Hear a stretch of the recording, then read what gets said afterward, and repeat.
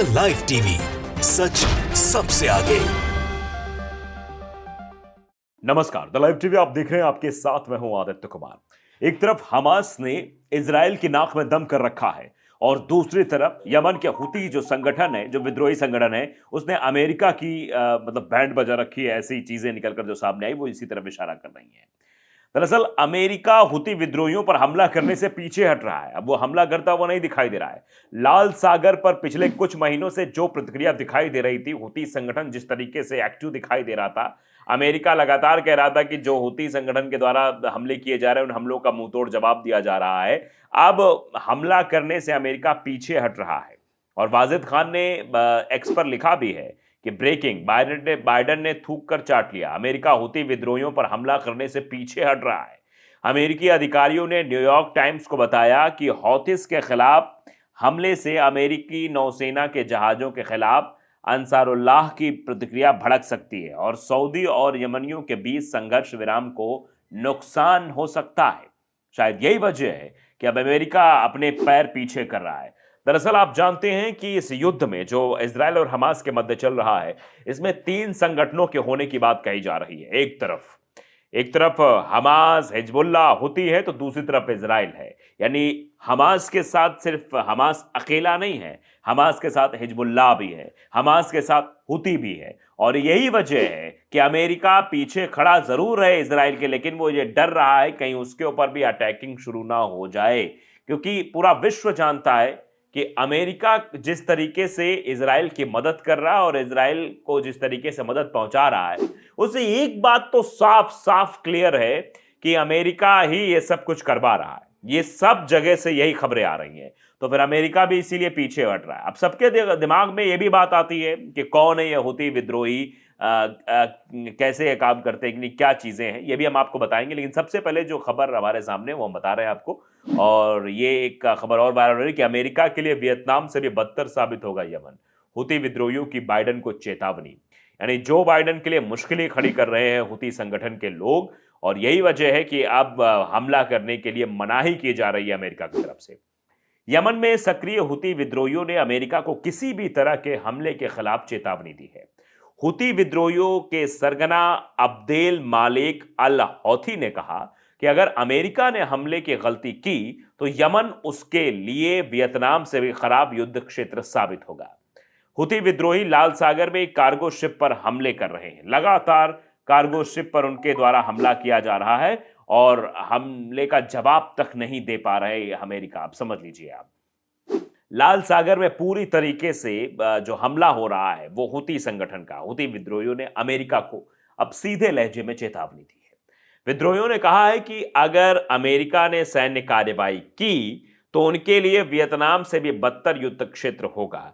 Vietnam युद्ध शीत युद्ध के समय लड़ा गया था। इस युद्ध में अमेरिका को भारी नुकसान उठाना पड़ा था। हालात इतने खराब हो गए थे कि अमेरिका को अपने सैनिकों और लोगों को एयरलिफ्ट कर बाहर निकालना पड़ा था। यमन में सक्रिय हुती विद्रोहियों ने इसलिए ही अमेरिका को वियतनाम युद्ध की याद दिलाकर चेतावनी दे दी है कि वियतनाम के समय आपकी हालत क्या हो गई थी। वियतनाम से जब आपका युद्ध हुआ था तो उस वक्त आपके लोगों को एयरलिफ्ट कराना पड़ा था, और अगर आप ऐसी कुछ हिमाकत करते हैं तो उससे भी बदतर स्थिति होगी। यानी अमेरिका को सीधे तौर पर चुनौती यमन के हुती संगठन ने दी है, और उस संगठन की चुनौती के बाद यह बदलाव का असर भी दिखाई दे रहा है कि अमेरिका ने हमला करने से मना कर दिया है। यमन में सक्रिय हुती विद्रोहियों ने इसलिए ही अमेरिका को वियतनाम युद्ध की याद दिलाकर चेतावनी दी है। हुती विद्रोहियों को अमेरिका के दुश्मन ईरान का समर्थन भी प्राप्त है। ईरान समर्थित हुती विद्रोहियों के नेता अब्देल मालिक अल हौथी ने चेतावनी दी है कि अगर अमेरिकी सैनिक यमन में कदम रखने की हिम्मत करते हैं तो उन्हें वियतनाम से भी अधिक कठोर युद्ध क्षेत्र का सामना करना पड़ेगा। उन्होंने कहा कि अगर अमेरिका को आगे बढ़ने और हमारे देश को निशाना बनाकर या इसके खिलाफ युद्ध छेड़ने की मूर्खता करने का प्रलोभन भी दिया जाता है तो हम चुपचाप खड़े नहीं रहेंगे। उसने टेलीविजन पर भाषण में कहा कि हमारे देश को निशाना बनाने वाले किसी भी अमेरिकी युद्धपोत को हम निशाना बनाएंगे। उसने अपनी धमकी में कहा कि वो अमेरिका के सभी हितों को अपने मिसाइलों, ड्रोन और सैन्य अभियानों का मतलब लक्ष्य बनाएगा। जितने भी चीजें हो रही हैं अमेरिका में, जो अमेरिका को हित पहुंचा रही हैं, उन सभी को निशाना बनाया जाएगा। दरअसल एक रिपोर्ट में दावा किया गया है कि अमेरिकी राष्ट्रपति जो बाइडेन लाल सागर में हूती विद्रोहियों के बढ़ते हमले को देखते हुए उनके ठिकानों पर हमला करने की योजना को मंजूरी दे सकते हैं।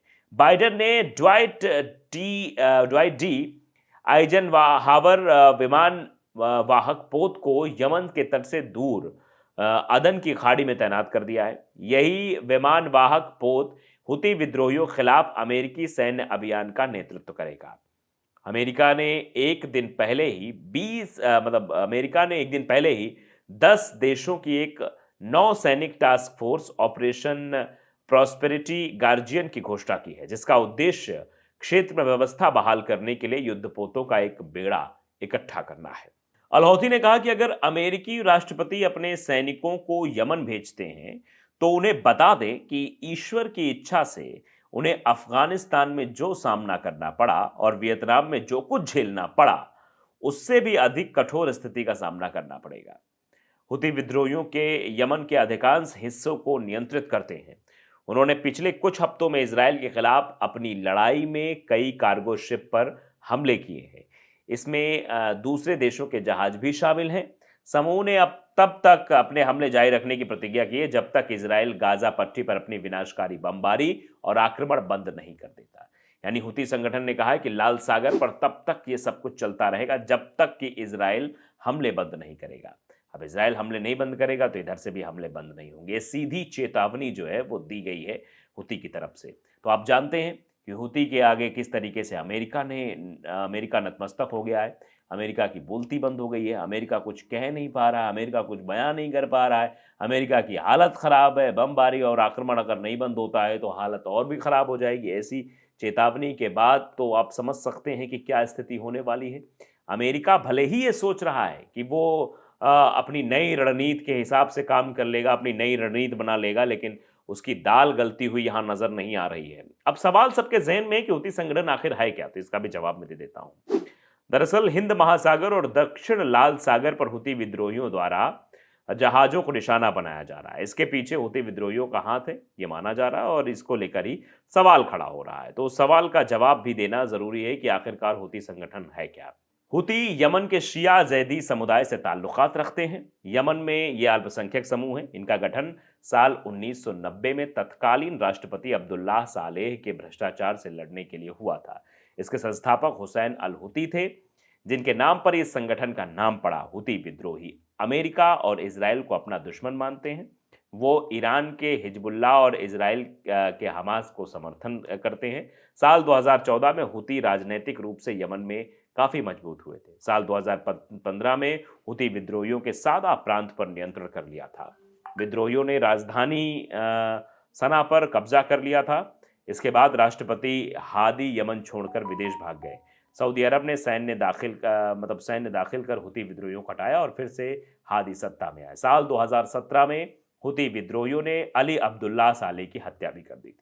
तो फिलहाल ये हूती का इतिहास है, लेकिन हूती से अमेरिका का डरना ये बताता है कि आने वाले समय में इजराइल की भी हालत बिल्कुल ख़राब होने वाली है। द लाइव टीवी को अगर आपने सब्सक्राइब नहीं किया है जरूर करिए, बेल आइकन दबाइए ताकि सच खबर आप तक पहुंचती रहे। नमस्कार। द लाइव टीवी, सच सबसे आगे।